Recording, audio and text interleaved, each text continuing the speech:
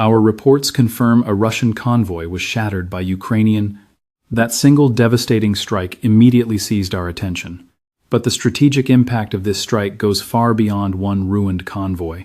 Immediately after, frontline support vehicles were hammered, while retreating combat units were systematically hunted and tracked far outside the hot zone. Newly established defensive positions failed to secure any safety. Connecting these battlefront developments reveals a much deeper, far more critical threat than just one ruined convoy. We are seeing a massive, systemic failure. When one tactical link fractures, the entire combat chain begins to collapse in sequence. Which critical link failed first? And why are the very vehicles driving frontline operations suddenly unable to reach their objectives? Could this severe chain reaction actually be originating from within the logistics layer itself? Stand by as we brief you on the breakdown. Russian supply lines near Lyman and Yampil have completely lost their rear area protection. They are actively hunted as high-priority targets, rewriting the entire doctrine of battlefield support. The clearest proof is the devastating strike on specialized engineering vehicles meant for river crossings. This bridging hardware is not just standard transport gear. It is the vital key to moving troops, ammo, and armor when natural obstacles block main routes. When these critical systems are destroyed before deployment, the entire offensive operation is paralyzed before it even begins. This same tactical disruption targets light utility transports and unmanned ground vehicles. Bukanka vans and supply trucks are being hunted close to the front. These are not elite armored platforms, but they carry the critical daily burden of keeping frontline units functional.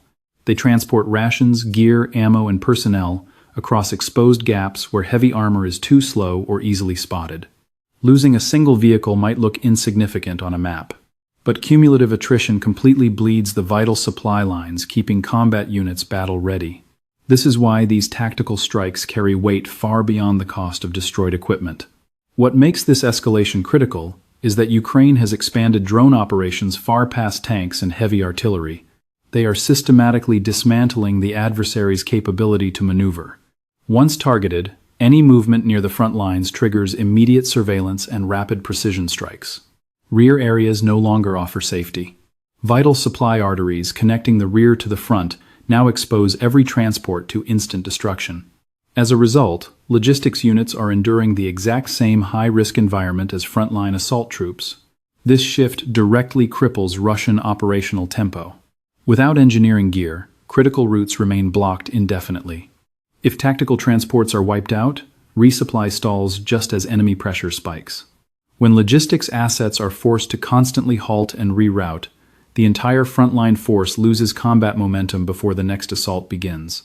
This level of friction is fatal for time-sensitive operations. Specifically, rapid reinforcements, assault crossings, or emergency rearm runs. In this theater, supply lines are now a primary front. Logistics has become the very first point of heavy enemy interdiction. If frontline sustainment can no longer guarantee a secure buffer zone, then assault elements face severe exposure under constant surveillance, compounding operational risk across all active frontline sectors.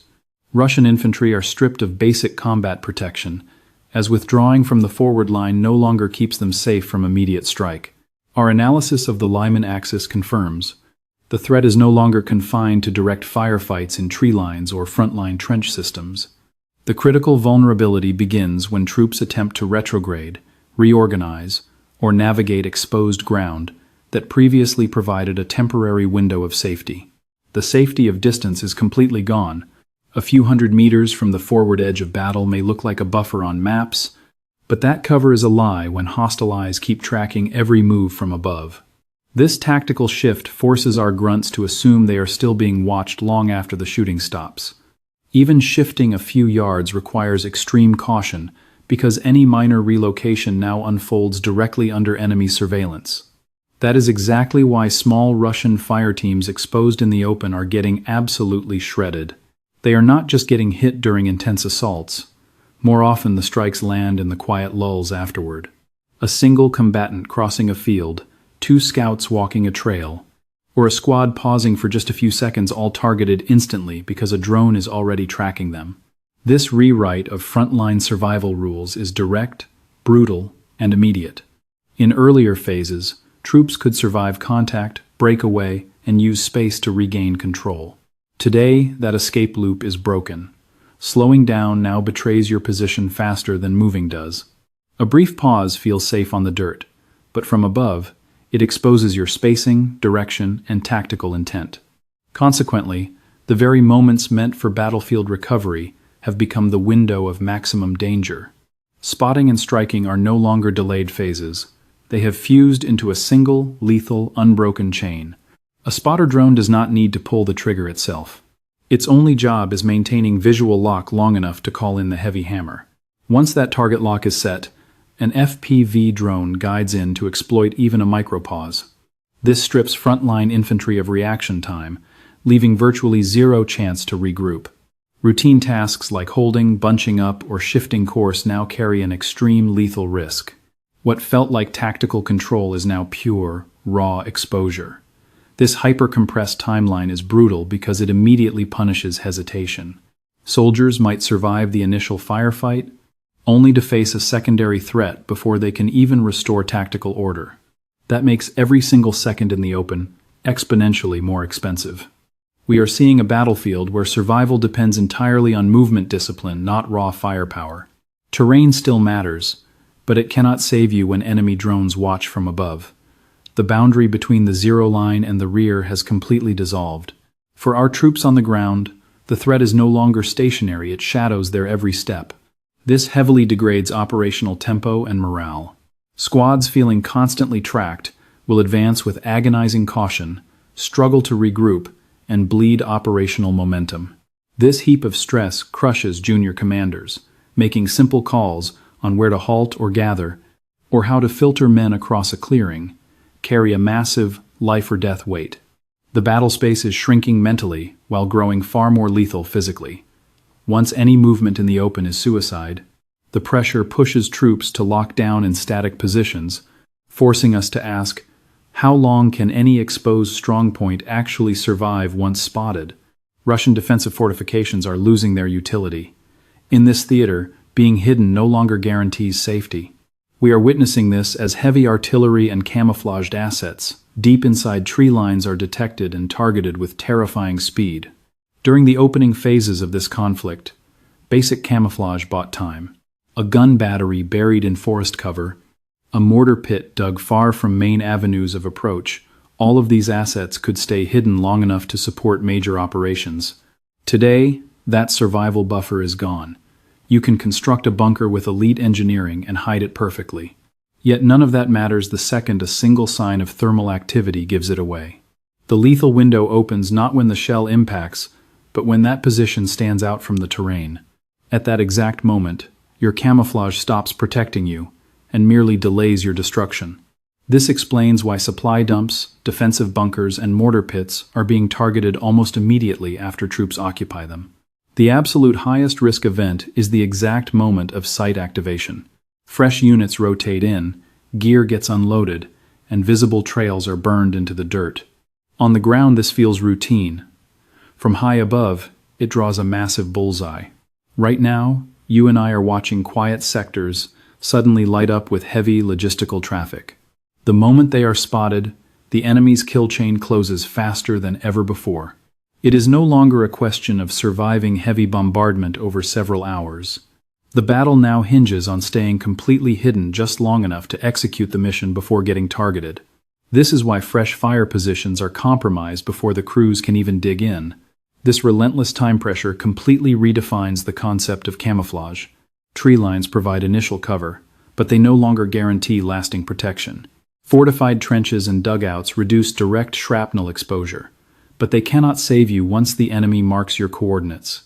A concealed position operates merely as a temporary mask, not a permanent shield. Survival relies less on heavy fortification and more on whether hostile drone recon can maintain eyes on target. We are witnessing a fundamental shift in battlefield logic. A static bunker's worth is no longer judged by concrete thickness or defensive reinforcement. It is measured purely by the minutes it stays operational before detection triggers incoming fire. And on this front line, that survival window is shrinking rapidly. Our troops can no longer rely on pre-built defenses once the enemy has acquired the target. This is critical for heavy systems requiring static deployment. Our artillery batteries need time to set up, register targets, and fire support missions. Mortar squads require static ground to execute sustained fire missions successfully. Forward supply depots must have secure windows to rotate troops, offload gear, and restock munitions. But when the enemy's targeting loop outpaces our operational cycle, the modern battlefield brutally punishes stillness. A defensive node can be built to standard, yet collapse simply because its lifespan was cut short. So, you and I must realize the tactical question is no longer where they hide, but how many minutes any exposed unit survives once spotted. With the operational lifespan of static assets slashed so dramatically, tactical pressure shifts heavily toward mechanized units, attempting to break through with raw speed and armor. We are seeing Russian mechanized columns systematically halted, not by a single knockout blow, but by a coordinated gauntlet of precision strikes that shatters their advance in the staging phase. This is the current reality on the ground. A troop carrying BTR-82, a main battle tank with mine plows, or an armored vanguard pushing forward do not need to be vaporized in one massive explosion. They just need to be delayed, disorganized, or maneuvered into a pre-registered kill zone. That is where their formation breaks. FPV strike drones usually initiate the harassment. The initial payload might not cause catastrophic vehicle destruction, but it disables tracks, shocks the crew, and disrupts combat spacing. Once cohesion is lost, the assault stops operating as a unified force. It devolves into isolated pockets of chaos. This opening disruption is vital because armored pushes rely entirely on momentum and synchronized timing. Heavy armor is useless if the advancing columns fail to provide mutual fire support in the assault lane. If the lead vehicle bogs down, those following face a tactical dilemma. Do they push through the choke point, halt, bleeding precious seconds, or attempt to maneuver under heavy fire? Every choice is lethal. A brief bottleneck clusters the armor, exposes thin side plating, and instantly stalls the entire assault group. This creates a static target set, allowing heavy bomber drones and remote detonated mines to exploit the gap. These defensive assets do not strike simultaneously. They are deployed exactly as the primary strike channels the enemy column, stripping away their room to maneuver. Heavy octocopters then systematically hunt exposed dismounts or immobilized combat vehicles. Command-detonated mines seal off the retreat, trapping the remaining armor and preventing them from building speed. This crew is no longer surviving a single hit.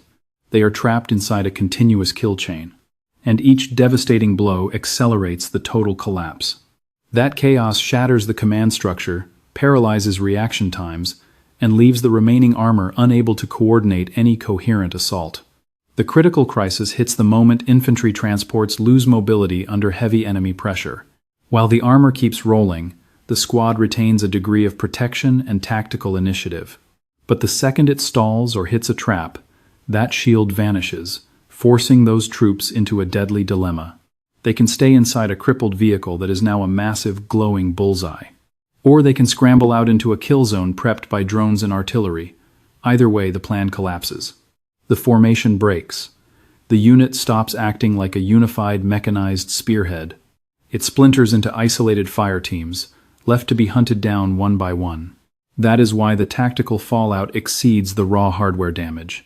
The true killer here is the total loss of combat tempo. An assault force stripped of its timing cannot sustain momentum. Without tempo, speed and heavy armor become completely useless. But this lethal strike chain only functions if the drone network can withstand fierce electronic defenses.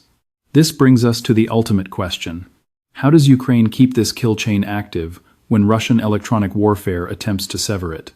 Let us look at the tactical facts.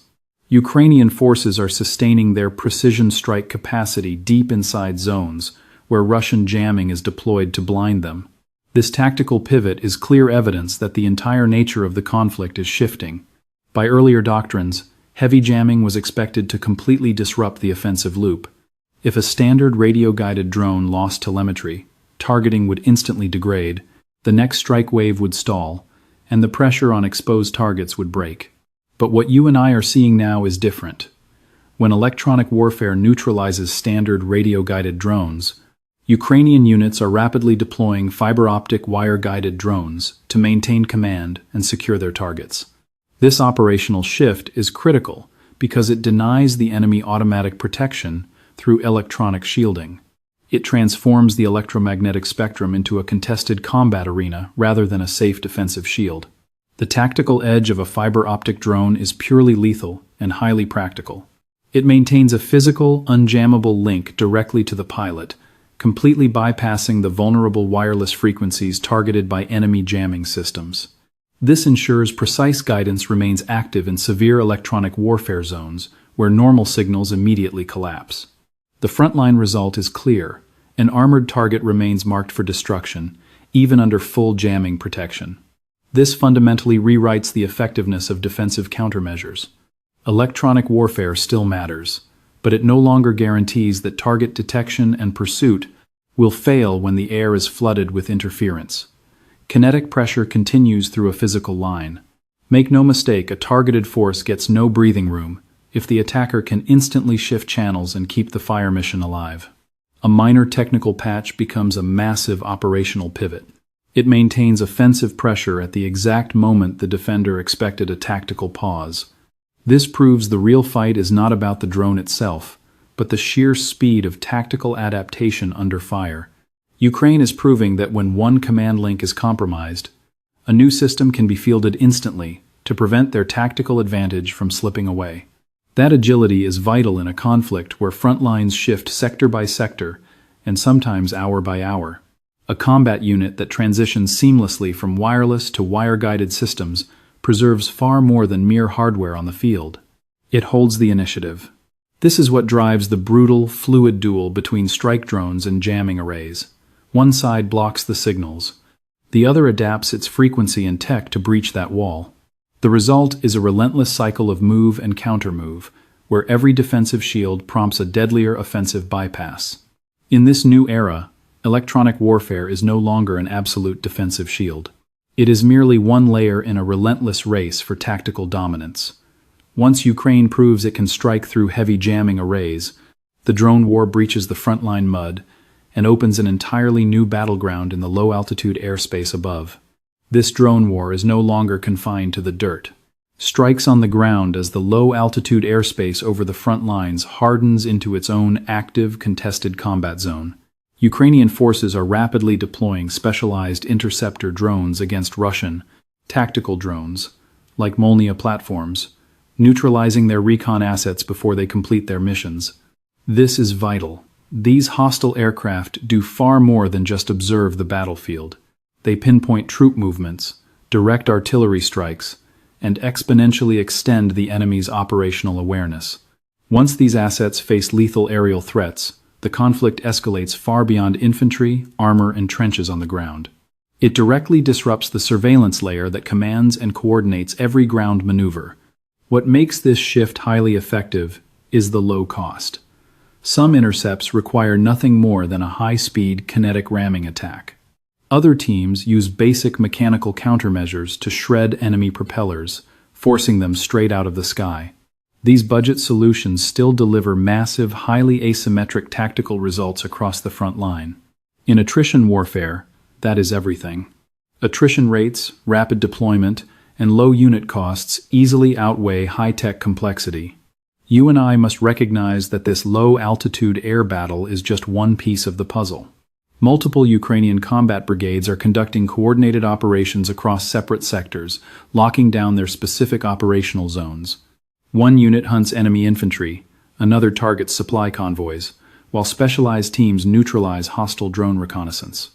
Taken individually, these localized skirmishes might seem minor, but mapped together, they form a highly coordinated, inescapable web of pressure along the contact line. That is how the entire front line becomes completely saturated. Even without a massive, singular offensive, lethal threats converge from multiple vectors simultaneously.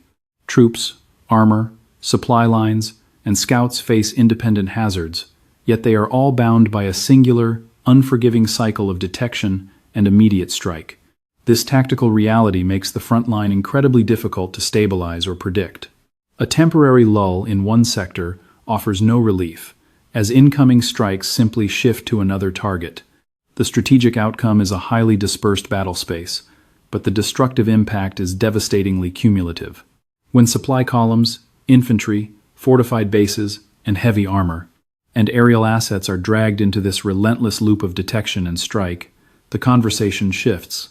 We are no longer talking about single drone victories, but about which doctrine now dictates the entire war. What these evolving tactical shifts prove is not just an increase in drone deployments, but a fundamental revolution in how combat pressure is generated and maintained across theater. Whichever side successfully exposes and targets enemy assets, while maintaining continuous threat levels, secures a massive advantage far outweighing pure raw firepower. This is why the ultimate question is no longer how many tanks, big guns, or troops a commander can push to the front. It is whether those forces can maneuver, resupply, and regroup without being detected and targeted instantly. In this brutal environment, combat effectiveness is measured not by paper strength, but by survival time before the next strike packages arrive. That is the true operational reality of this paradigm shift. Unmanned systems are no longer a mere auxiliary tool on the battlefield. They have evolved into the primary framework through which battles are observed, directed, and ultimately won. If you and I want to stay ahead of how modern warfare is mutating, hit subscribe to Military Force for more tactical breakdowns. We do not just analyze weaponry and maneuvers, we reveal the hard costs, the brutal combat realities, and the massive human toll behind every command decision.